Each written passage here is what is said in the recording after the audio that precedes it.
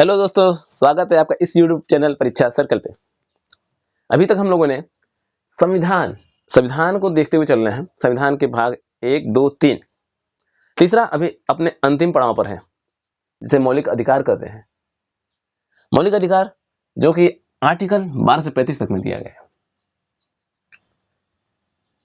यह यूएसए भारत में जो मौलिक अधिकार लिया गया है, कहाँ के संविधान से? यूएसए के संविधान से। ठीक, भाग 3 में शामिल है और यूएसए के संविधान से लिया गया है। दिख रहा है अच्छे से? अब देखते हैं इसमें क्या क्या है। आपको पता है भाग 4 अनुच्छेद 12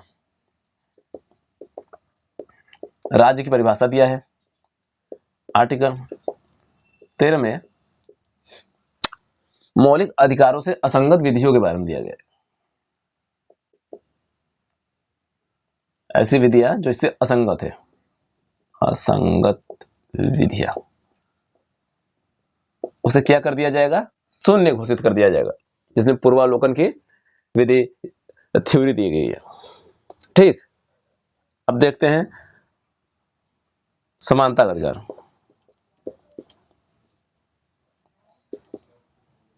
चौदह से 18 अनुच्छेद 14 से 18 में क्या दिया गया है? समानता का अधिकार, स्वतंत्रता का अधिकार। 19 से 22 शॉर्ट में दिखा देते हैं, क्योंकि ऐसे याद रहेगा ना सभी को, और एक रिवीजन भी हो जाएगा। ज्यादा जल्दी जल्दी चलते हैं थोड़ा सा। समानता का अधिकार, स्वतंत्रता का अधिकार, फिर शोषण के विरुद्ध।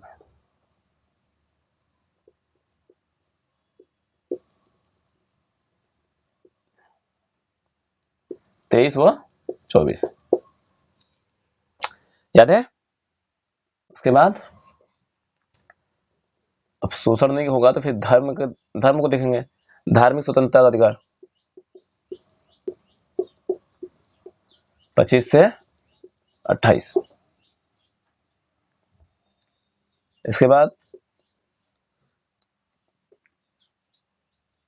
संस्कृति एवं शिक्षा संबंधी अधिकार। संस्कृति और शिक्षा संबंधी अधिकार जो है, इसके बारे में आज हम लोग को पढ़ना है 29 व 30। मूल संविधान में कुल 7 स्वतंत्रता दी गई थी। कितने? 7। ठीक, वर्तमान कितने हैं? 6। कौन सा हटा? 31। 31वां को रिप्लेस कर दिया गया। इसके स्थान पे 31 क, 31 ख और अनुसूची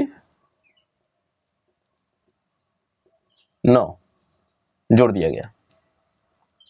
याद रहेगा? अच्छा, इसको हटाया कब गया था? 7वें संविधान, मतलब 7वें वाले को, जो 30 आर्टिकल 30 था, हटाया गया था। संपत्ति का अधिकार जो था 44वें संविधान संशोधन 1978 में। 44वां संविधान संशोधन 1978 में इसको हटा दिया गया। कारण क्या था? इसका मूल कारण था जमींदारी का उन्मूलन करना। ये क्या होता है? हम लोग के देश में अंग्रेजों के समय से ही जमींदारी व्यवस्था चल रही थी। उससे क्या हुआ कि ज्यादातर संपत्ति पर जो था, जो भूमि पर कब्जा जमींदारों को हो गया। लेकिन जो मेहनत करने वाले किसान थे, उनके पास सिर्फ मेहनत था, जमीन नहीं था। मेहनत करेंगे किसान, फसल उगाएंगे किसान, काटेंगे किसान, खाएगा कौन? जमींदार। तो उसको समाप्त करने के लिए क्या संशोधन किया गया। अब देखते हैं, 30 तो हट ही गया है लगभग। अब आर्टिकल 32 जो सबसे महत्वपूर्ण है, समवय, दिख रहा है? संवैधानिक उपचारों का अधिकार।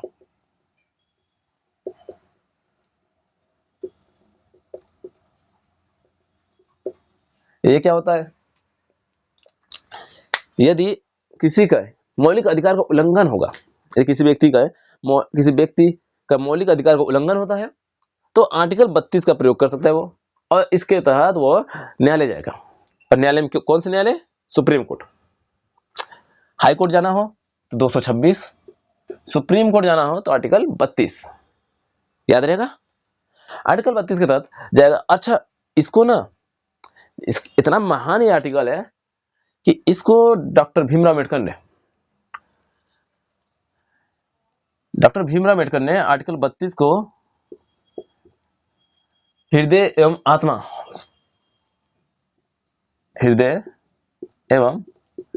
आत्मा का है। संविधान का हृदय एवं आत्मा, कौन सा आर्टिकल को? 32 को। किसके अनुसार? बी.आर. अम्बेडकर के अनुसार अनुच्छेद 32, जो कि संविधान का हृदय एवं आत्मा है, हार्ट एंड सोल। अब देखते हैं हम लोग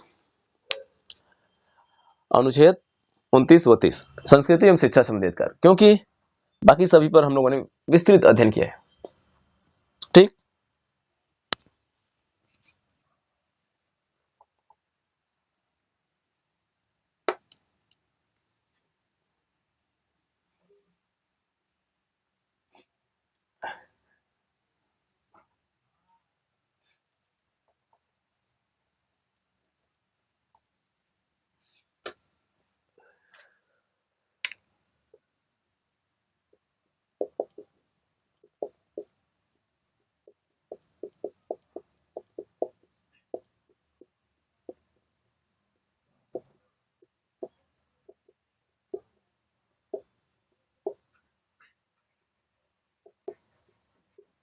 संस्कृति एवं शिक्षा संबंधी अधिकार जो है अनुच्छेद 29 व 30 में दिया गया है।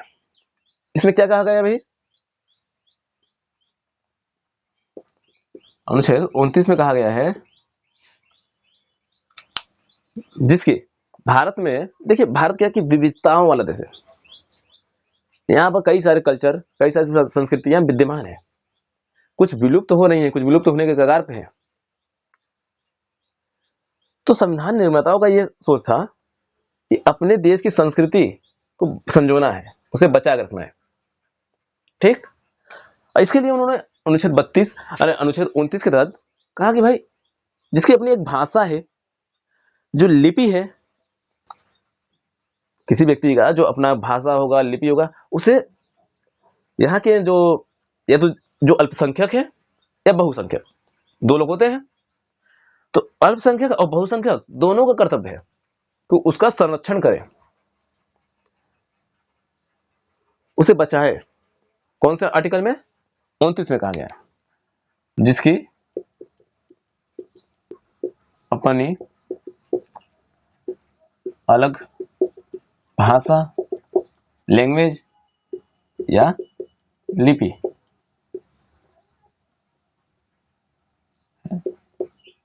उसका संरक्षण। ये 29(1) के तहत कहा गया है। ये कौन करेगा? सभी नागरिकों का कर्तव्य है, अल्पसंख्यक हो या बहुसंख्यक। अनुच्छेद 29(2) में कहा गया है, अनुच्छेद 29(2) में कहा गया किसी व्यक्ति का जिसकी अपनी अलग भाषा है, लिपि है या संस्कृति है, उसको किसी शिक्षण संस्थान जो राज्य द्वारा पोषित हो, राज्य जो आर्टिकल 12 में दिया गया है, राज्य द्वारा पोषित किसी शिक्षण संस्थान में आप उसको इस आधार पे एडमिशन, प्रवेश देने से नहीं रोक सकते कि वो अलग लिपि या संस्कृति का है। राज्य द्वारा पोषित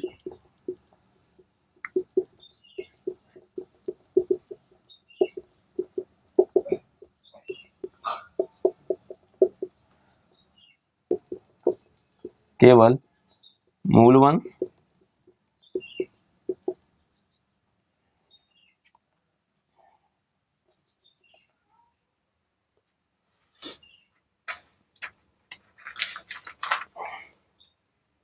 एक सेकेंड,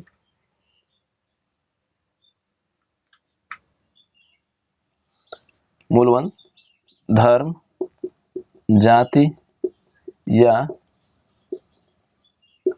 लिंग के आधार पर प्रवेश से वर्जित नहीं किया जाएगा। ठीक।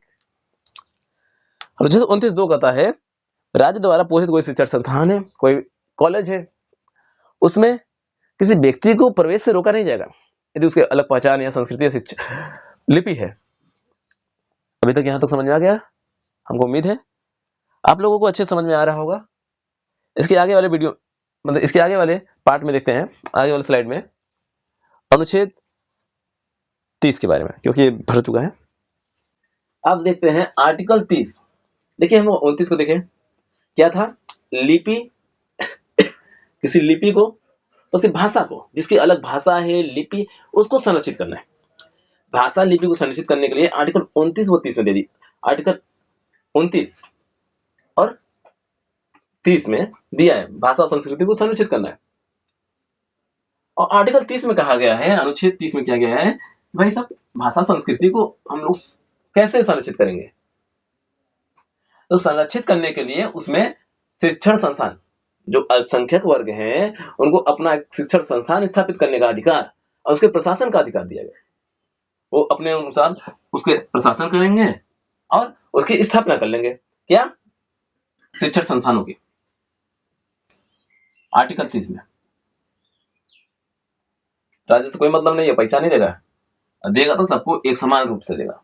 जैसे और भी अल्पसंख्यक वर्गों के लिए है, तो ऐसा नहीं कि किसी को ना देगा, ये सब देगा तो एक समान सभी वर्गों के लिए, अन्यथा किसी एक के लिए नहीं। तो क्या है? भाषा या धर्म के आधार पर सभी अल्पसंख्यक वर्गों के लिए अपनी रुचि के शिक्षण संस्थानों की स्थापना और उसके प्रशासन का अधिकार दिया गया है। इसके अनुच्छेद 30 में। धन्यवाद दोस्तों। अब आगे की क्लास अगले दिन देखते हैं।